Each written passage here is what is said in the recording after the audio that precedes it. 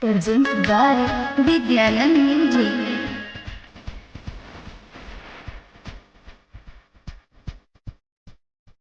बलमा रहेला गरम रे पैसे ज्याद सहाय रे हाय बलमा रहेला गरम रे पैसे ज्याद सहाय रे ठंडा ठंडा बदनिया ठंडा ठंडा बदनिया बोलबो मन गरमाई रे बलमा हाय बलमा बलमा रहेला गरम रे पैसे ज्याद सहाय रे हाय बलमा रहेला गरम रे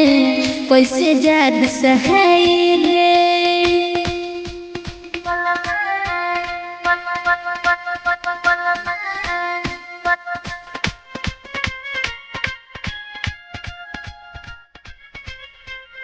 दिन में कोट जाई रात को ठुआई रे दोहिया हमार सखी केकरा लग जाई न घर दे बड़ा डोहेला ये तो बे बड़ा डोहेला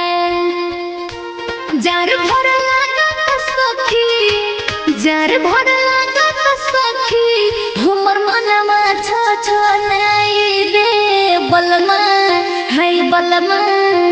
बलमा रहेला गरम रे पैसे ज्याद सहाय रे हाय बलमा रहेला गरम रे पैसे ज्याद सहाय रे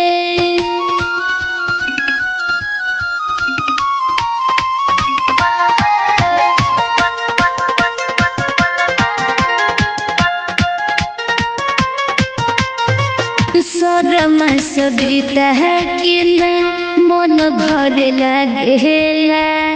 इहे रहनिया सखी दिल में बोली दागेला राती में तो हिया कांपे पजा में कहो न कापे भतरा बिना जवनिया भतरा बिना जवनिया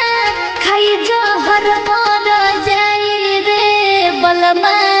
हाय बलमा बलमा रहेला गरम रे पैसे ज्याद सहाय रे हाय बलमा रहेला गरम रे पैसे ज्याद सहाय रे